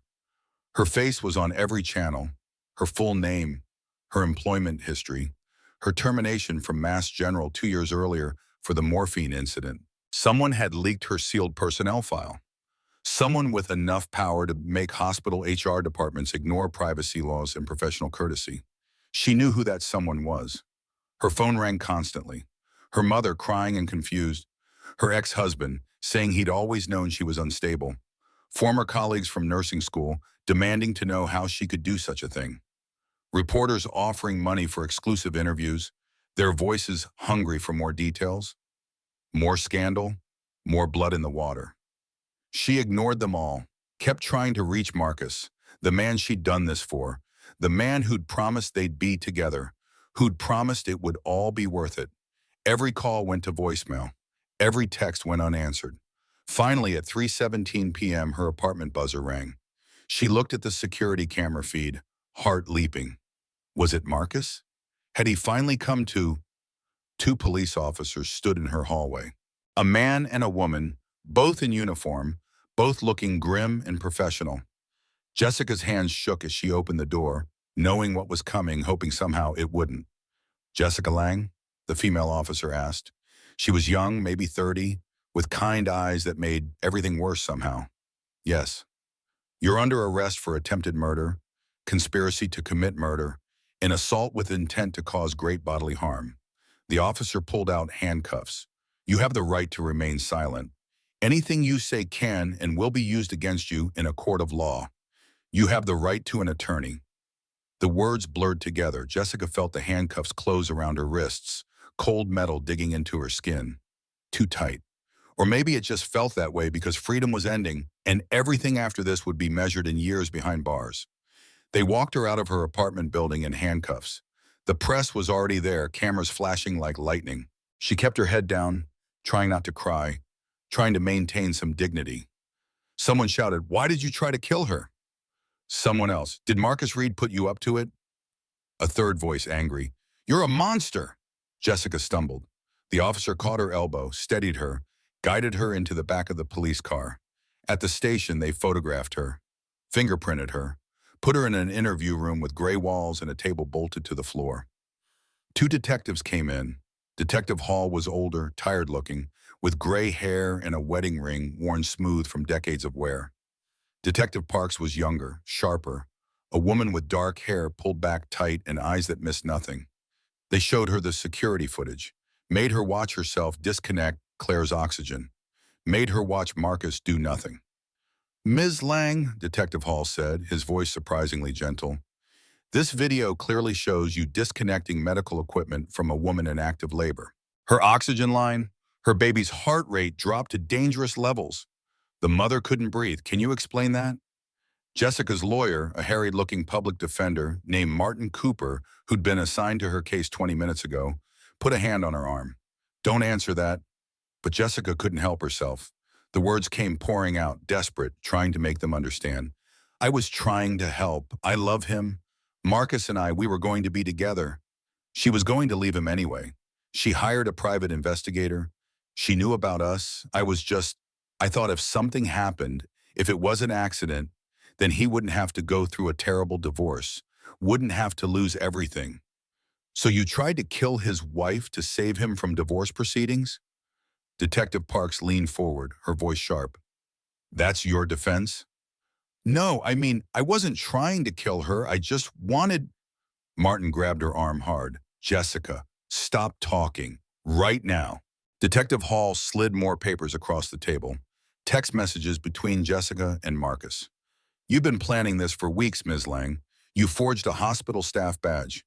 You hacked the delivery schedule using a terminated employee's login credentials. You called in a false emergency to get Dr. Morgan away from the hospital.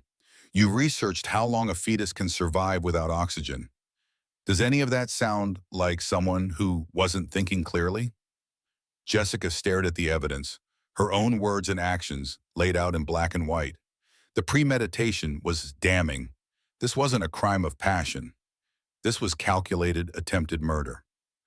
"I need to talk to Marcus," she said quietly. "He'll explain. He'll tell you he'll help me." The detectives exchanged a look. "Ms. Lang," Detective Hall said, not unkindly, "Marcus Reed has already hired a lawyer, a very expensive lawyer. And that lawyer has advised him not to speak to you, to us, or to anyone else without a formal immunity agreement. He's protecting himself, not you." The truth of that hit Jessica like cold water. Marcus wasn't coming. He was saving himself. He was letting her take the fall for both of them. Martin Cooper finally spoke, his voice tired. "Unless you're charging my client right now." "We are." Detective Parks slid arrest documents across the table. "Attempted murder, conspiracy to commit murder, assault with intent to cause great bodily harm. Ms. Lang, you're looking at 25 years minimum if convicted on all charges." Jessica felt the room spin. 25 years. She'd be 59 when she got out. Her life, her nursing career, her dreams of traveling to Italy and building a family with Marcus, all of it gone. "I want to make a deal," she said suddenly. "I'll testify against Marcus. I'll tell you everything. He planned it. He asked me to do it. He said if something happened to her during delivery, it would solve all his problems. I have texts. I have—" "Jessica," Martin's voice was sharp. "As your attorney, I'm strongly advising you to stop talking immediately." But it was too late. The words were out. The confession was made.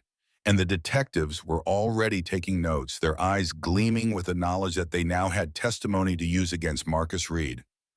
Jessica had just destroyed both their lives trying to save her own. Meanwhile, Marcus sat in the downtown Boston office of Gregory Walsh, the best criminal defense attorney money could buy. The office was all dark wood and leather chairs and law books that probably cost $500 each just for decoration. Gregory was 60 years old, $500 an hour, and the lawyer who made problems disappear for people with enough money to afford him. He'd gotten mob bosses acquitted on technicalities, made DUI charges vanish for politicians, negotiated plea deals that turned 20-year sentences into supervised probation. But even Gregory Walsh looked worried as he reviewed the evidence against Marcus Reed. "This is bad, Marcus. This is incredibly bad." He pushed his reading glasses up on his forehead. "The video is damning. The financial records are damning. And now I'm hearing from contacts in the DA's office how Jessica Lange is cooperating. She's claiming you planned the whole thing, that you asked her to do it." Marcus felt bile rise in his throat. "That's not true. She went rogue. I had no idea she was going to—" "Can you prove that?" Gregory's voice was sharp. "Can you show me text messages where you told her not to hurt Claire? Emails where you expressed concern for your wife's safety? Anything that demonstrates you weren't part of this?" Silence. "That's what I thought." Gregory sat back in his expensive chair. "Here's the reality. You're facing multiple charges. The embezzlement alone is securities fraud, wire fraud, bank fraud. That's federal. You're looking at 10 to 15 years, even if we can somehow beat the attempted murder conspiracy charge." 10 to 15 years? Marcus's voice came out as a whisper.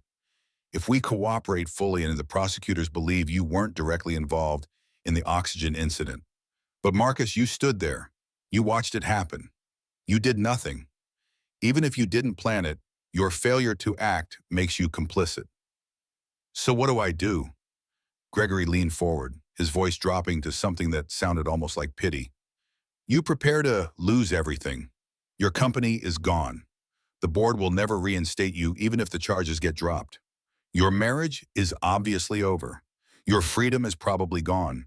The only question is how much time you serve and whether you spend it in a federal prison or a state prison. There has to be something we can do, some way to fight this." "There is." Gregory pulled out a legal pad, started making notes. "You cooperate completely. You testify against Jessica Lange. You express horror and remorse at what she did. You claim you were manipulated, that she was obsessed with you, that you tried to break off the affair, but she threatened to harm Claire if you did.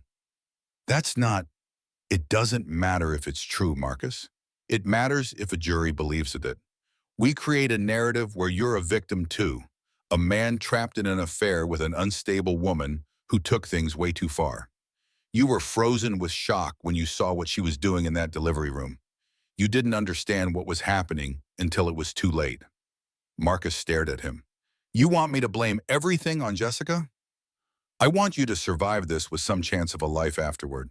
Jessica Lange is going down no matter what. She's on camera committing attempted murder. She forged credentials. She premeditated the entire thing. She's done. The only question is whether she takes you with her." Jesus. "If you testify against her, express genuine remorse, maybe we can get the attempted murder conspiracy charge reduced or dropped. Focus on the financial crimes. Federal prison is actually better than state. Better facilities, better security, better chance at early release for good behavior. You'd serve maybe 12 years if we're lucky. 8 if we're very lucky." Marcus felt his world shrinking to this moment, this office, this impossible choice. Betray Jessica to save himself, or maintain some shred of honor and spend 20 years behind bars? How long do I have to decide? The DA wants an answer by tomorrow. After that, any deal is off the table and you both go to trial. Gregory closed his folder. "Marcus, I need you to understand something. William Brennan is orchestrating this. The timing of the SEC investigation, the press leaks, the video release, all of it. He's using the legal system as a weapon, and he has the money and connections to make it devastating. So what do I do?" Gregory looked at him for a long moment. "You pray that William Brennan shows mercy. Though based on what I know about him, I wouldn't count on that." Marcus left the office an hour later, his head spinning with impossible decisions. He tried to go back to the penthouse, but the locks had been changed. A note was taped to the door in Claire's handwriting. "Divorce papers will be served tomorrow. You're not welcome here. Don't try to contact me or Lily. My lawyers will communicate through your lawyers." See, he tried calling his parents again. His father answered this time. Don't call here, Marcus. His father's voice was cold, distant, the voice of a man disowning his son. Your mother is devastated. I'm ashamed. We saw the video. We know what you did. Dad, please, you need to face the consequences of your choices. That's what you need. But don't contact us again. The line went dead. Marcus stood in the hallway of his former building, the home he'd shared with Claire for 6 years, and felt everything he'd built collapse around him. His company, his marriage, his family, his future, all of it gone in less than 24 hours. He got a hotel room that night, a Holiday Inn near the airport, paying cash because his credit cards had been frozen. Lay on the scratchy comforter fully clothed, staring at the ceiling, trying to figure out how everything had gone so wrong so fast. His phone buzzed one more time. A news alert. Jessica Lange held without bail, deemed flight risk and danger to public. Marcus closed his eyes and finally let himself cry. Not for Jessica, not even for himself really, but for the life he'd had 3 days ago when he was still CEO Marcus Reed, when people still respected him, when he could still pretend he was a good person who made one mistake. That life was gone forever. And William Brennan had made sure of it. William Brennan held his press conference the next morning at 10 a.m. in Mercy General Hospital's main auditorium. The room was packed beyond capacity. Every major news outlet had sent reporters, local news, national news, cable news, international correspondents. The story had captured public attention in that particular way that combined scandal, class warfare, medical drama, and the possibility of murder. William stood at the podium, 70 years of authority radiating from his small frame. He wore a dark suit, white shirt, burgundy tie. Behind him, a massive screen displayed the Mercy General logo alongside photos of the hospital through the decades. The room fell silent when he raised one hand. 3 days ago, he began, his voice calm and clear, carrying to every corner of the packed auditorium. My daughter Claire nearly died giving birth to my granddaughter Lily. She didn't almost die from medical complications, though childbirth is always dangerous. She didn't almost die from an unforeseeable emergency. She almost died because of attempted murder. Gasps rippled through the crowd. Cameras flashed. Reporters leaned forward, not wanting to miss a word. The woman responsible is Jessica Lange, a former ICU nurse who infiltrated the delivery room under false pretenses. She forged credentials. She created fake emergencies to get the real medical staff away from my daughter. And then, while my daughter was in active labor, while my granddaughter's life hung in the balance, she deliberately disconnected my daughter's oxygen supply. He paused, letting the horror of it sink in. But Jessica Lange didn't act alone. The man who enabled her, who stood by and watched while she tried to kill his own wife, is Marcus Reed, my daughter's husband, the father of the child being born, the CEO of Value Tech Systems. He pressed a button. The screen behind him changed. The security footage began to play on the massive screen. Every detail visible. Jessica entering with her fake badge, her positioning herself by the oxygen supply, the moment her hand moved to the connector, the deliberate pull that disconnected the line, Claire's face contorting in panic, the monitor screaming, and Marcus standing in the corner, phone in hand, watching it all happen, doing absolutely nothing. The room erupted, reporters shouted questions over each other, camera operators jostled for better angles. The noise was overwhelming. William raised his hand again. Silence gradually fell. I'm not here for questions about the criminal case. That's for the district attorney and the justice system. I'm here to make a statement about what else we've discovered. Marcus Reed isn't just a man who stood by while his mistress tried to commit murder. He's also a thief. More gasps, more camera flashes. For 8 months, Marcus Reed embezzled $4.2 million from his own company. He stole from his shareholders, from his investors, from his business partners who trusted him. He used that money to fund his affair with Jessica Lange, hotels, jewelry, a second apartment, cash payments, all stolen from the people who believed in him. A reporter near the front stood. Mr. Brennan, do you have proof of the embezzlement? I've provided complete documentation to the SEC and the district attorney's office. Bank statements showing transfers from value tech accounts to shell corporations Marcus created. Wire transfers to offshore accounts. Credit card records showing purchases that were expense to the company but were actually personal. The evidence is overwhelming. Another reporter. Some are saying your response has been excessive, that you've used your influence to prejudice potential jurors. How do you respond to that? William's eyes went cold in a way that made several people in the front row visibly uncomfortable. Excessive? His voice didn't rise, but something in it made the room go silent. My daughter couldn't breathe. She was suffocating while bringing new life into this world. My granddaughter's heart rate dropped to levels that caused permanent brain damage. And the man who promised to love and protect them, the man who stood at an altar and made vows, stood there checking his phone. He paused, and when he spoke again, his voice carried across the hushed room like judgment itself. I'm not a vengeful man by nature. I built a healthcare empire on the principle that everyone deserves excellent medical care regardless of their ability to pay. But I am a father, and when someone tries to kill my child, I don't believe in half measures. I don't believe in letting the chips fall where they may. I believe in using every resource at my disposal to ensure justice is served completely. The press conference lasted 90 minutes. William answered every question with calm precision, never raising his voice, never losing his composure, systematically destroying Marcus Reve's reputation with facts and documentation and the kind of moral authority that comes from being genuinely, legitimately wronged. By the time it ended, Marcus Reve wasn't just a criminal defendant. He was a cautionary tale, a symbol of everything wrong with tech culture, with corporate greed, with entitled men who thought rules didn't apply to them. Value Tech's remaining board members held their own press conference that afternoon, distancing themselves from Marcus, announcing the company would continue under new leadership, assuring investors that the fraud had been contained. It didn't matter. The damage was done. Within 48 hours, every major investor had pulled out. The IPO was officially canceled. Value Tech's valuation, which had been $800 million a week ago, was now effectively zero. 6 months later, the trials began. Jessica Lange's trial came first, in a Suffolk County courthouse that smelled like wood polish and decades of legal arguments. She sat at the defense table looking gaunt, having lost 30 pounds in county lockup. Her hair had been cut short.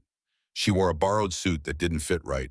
The prosecutor was Angela Morrison, 45 years old, brilliant and ruthless, with a perfect record in cases involving violence against women. She'd volunteered for this case, turned down 3 other assignments to take it. Jessica Lange didn't make a mistake, Angela told the jury in her opening statement. She made a choice, a calculated, premeditated choice to end another woman's life. Security footage shows her deliberately disconnecting oxygen from a woman in active labor. Text messages show she'd been planning this for weeks. This wasn't a crime of passion. This wasn't a split-second bad decision. This was attempted murder, plain and simple. The defense attorney, Martin Cooper, did his best. He argued mental health issues, claimed Marcus had manipulated Jessica, made her promises he never intended to keep, drove her to a psychological breaking point. But the evidence was overwhelming. Claire testified on day 3. She walked to the witness stand slowly, carefully. 6 months of therapy had helped, but the nightmare still came. Mrs. Reed, Angela said gently, can you describe what happened on the morning of September 23rd? Claire's voice was steady, though her hands trembled. I was in labor. Everything was going normally. Then a nurse I'd never seen before came into the room. She said her name was Nurse Lange from ICU. She moved to where my oxygen was connected. I remember thinking it was strange that she was there, but I was in pain. I wasn't thinking clearly. Uton, what happened next? She leaned close to me and whispered something. She said, he was never going to leave her for you. So I'm doing what you couldn't, making you disappear. Then she pulled my oxygen line out. The courtroom was absolutely silent. What did you feel? Terror. I couldn't breathe. My lungs were burning. I tried to reach for the call button, but she blocked my hand. I looked at my husband, tried to ask him for help. Claire's voice broke slightly. He just stood there. He didn't move. He didn't call for help. He just watched while I couldn't breathe. How long were you without oxygen? Dr. Morgan said it was probably 90 seconds before she arrived and reconnected it, but it felt like forever. I thought I was dying. I thought my baby was dying. Angela showed the jury the security footage again, made them watch Claire gasping, made them see Jessica's deliberate actions, made them understand that this was not an accident, not a mistake, but a choice. Marcus testified too. He'd taken a plea deal just like Gregory Walsh had advised. Testimony against Jessica in exchange for reduced charges. The attempted murder conspiracy charge would be dropped if he cooperated fully. Mr. Reed, Angela asked, did you know Jessica Lange planned to harm your wife? Marcus had rehearsed this answer for weeks with Gregory. No, I had no idea. Jessica and I were having an affair, yes, but I would never want anyone to hurt Claire. But you were in the delivery room when Ms. Lange disconnected your wife's oxygen? Yes. And what did you do? Long, painful pause. The jury watched him, their faces showing exactly what they thought of a man who'd stood by while his wife suffocated. Nothing. I didn't understand what was happening at first. I thought it was a medical issue. I'm not a doctor. By the time I realized something was wrong, Dr. Morgan had arrived and was handling it. You didn't call for help? Press the emergency button? Try to stop Ms. Lange? No, I was in shock. I froze. I know that's not an excuse. I know I should have done something, but I couldn't process what I was seeing. Angela let that hang in the air for a long moment. Let the jury really absorb what kind of man Marcus Reed was. Then she pivoted. Mr. Reed, were you planning to divorce your wife? We were having problems. Yeah. Were you planning to divorce her specifically after the baby was born? Marcus glanced at his lawyer. Gregory nodded slightly. Yes, I had consulted with an attorney about my options. And did those options include claiming your wife was mentally unstable due to postpartum depression or psychosis? My lawyer had mentioned that sometimes new mothers experience. Yes or no, Mr. Reed? Were you planning to claim your wife was mentally unstable in order to gain custody of your daughter? Silence. Mr. Reed? Yes. The courtroom erupted. The judge had to bang her gavel 3 times to restore order. Jessica took the stand against her lawyer's advice. She was crying before the first question. I loved him, she sobbed, looking directly at Marcus in the gallery. I thought we were going to be together. He told me he was leaving her. He said we'd have a life together. I just wanted him to be free. I wanted us to be happy. Angela's voice was sharp. So you tried to kill his wife to make him happy? I wasn't trying to kill her. I thought if something happened, if it was an accident, then he wouldn't have to go through a messy divorce, wouldn't lose everything.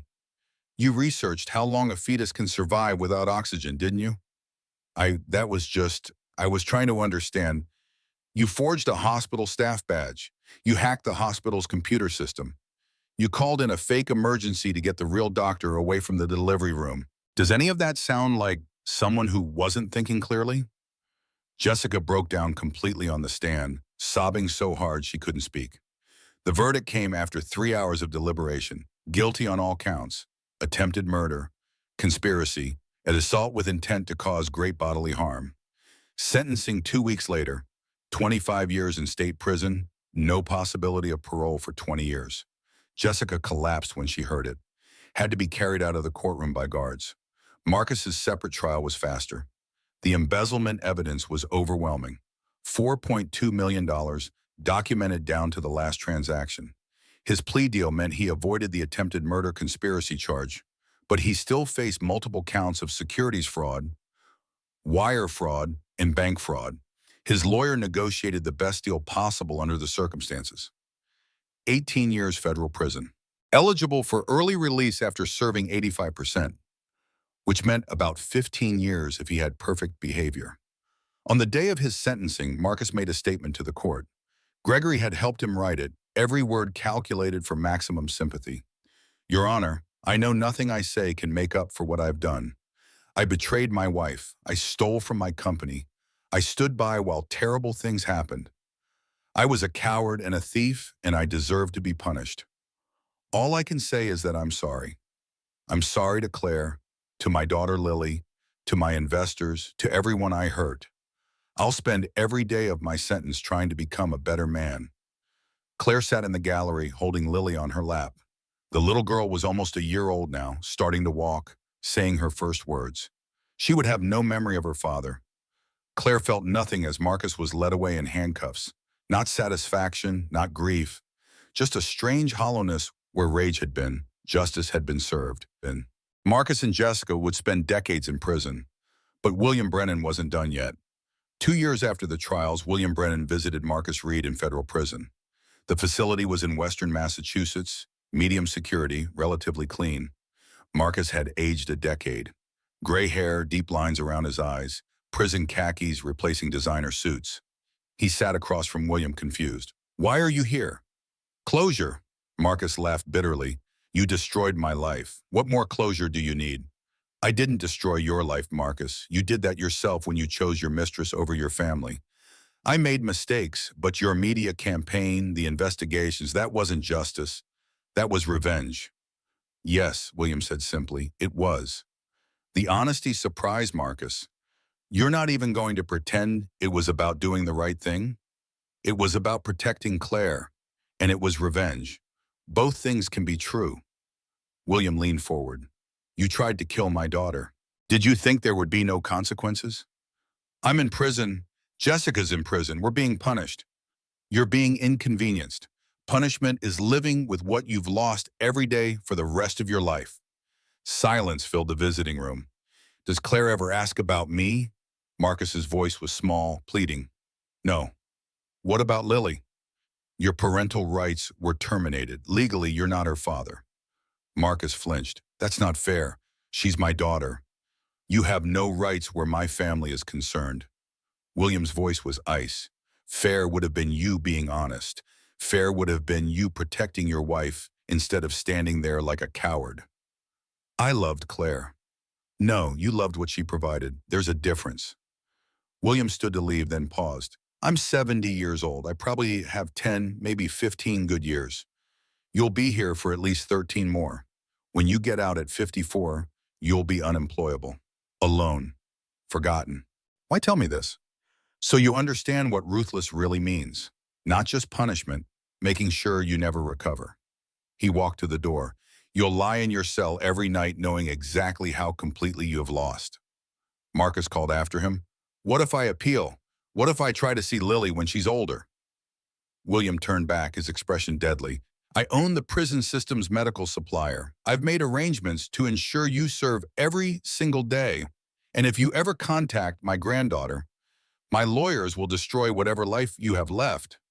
He left Marcus sitting alone, finally understanding the full scope of William Brennan's ruthlessness. 1 year later, Marcus Reed died in federal prison. The official report: severe allergic reaction to medication.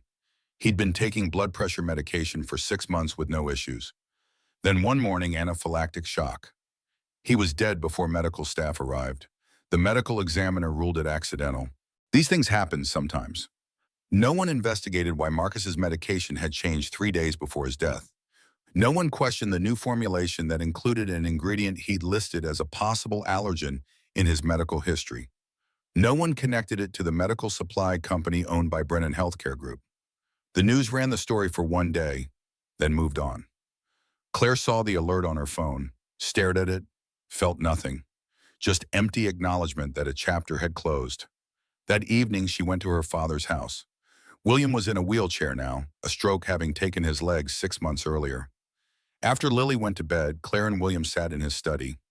"Marcus died," she said carefully. "I heard." He didn't look up from his book. "It was an allergic reaction to medication." "How unfortunate." Claire watched him. "Did you?" "I don't know what you're asking me." "Yes, you do." William finally met her eyes, calm and clear. "Your husband tried to kill you, planned to take Lily from you, expected to walk free as after 13 years. I made sure justice was complete. Not partial, complete." "That's murder, Dad." "No, murder is what they tried to do to you. What I did was ensure a dangerous man never had the opportunity to hurt my family again. The law would have. The law is insufficient sometimes. The law would have let him out, given him appeals, allowed the possibility he'd contact Lily someday. I couldn't allow that. Claire felt something cold settle inside her. So what does that make you? A father who loves his daughter. Everything else is just details. Details like murder. Details like protection. He closed his book. Someday Lily will ask about her father. Will you tell her he tried to kill you? That he planned to steal her away? No, Claire admitted. I'll say he made bad choices. Exactly. You'll protect her from the truth because that's what parents do. I protected you the only way that guaranteed results. Completely. Finally, but Dad, no buts. You asked for my help. I gave it. Marcus Reed can never hurt you or Lily again. That's not murder. That's a parent's love taken to its logical conclusion. Claire stood. I need to think about this. Take your time, but don't carry guilt for my choices. I'm an old man. I've made peace with everything I've done. When I die, I'll go knowing I protected what mattered most. Don't let my methods haunt you. Claire left without responding. That night, she made a decision to never speak of it again. Some truths were too dark to carry. Some acts of protection existed in gray zones where right and wrong blurred together. William Brennan had killed Marcus Reed, and Claire was going to live with that knowledge, and maybe that made her complicit. But it also meant her daughter was safe. Completely. Finally.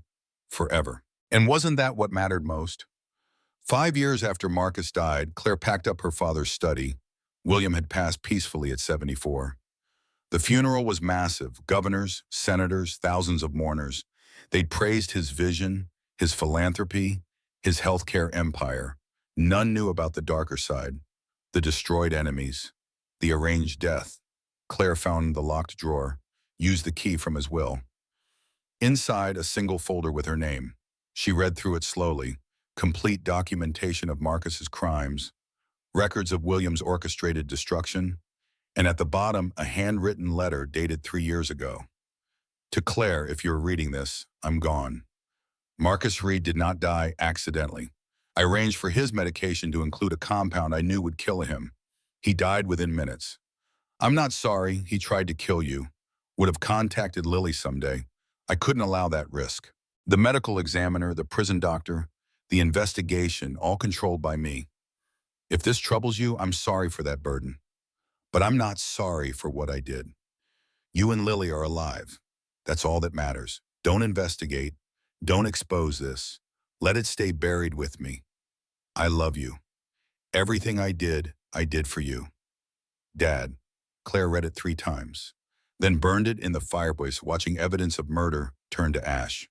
Her husband, Ryan, found her staring at dying flames. Find anything interesting? Nothing that matters anymore.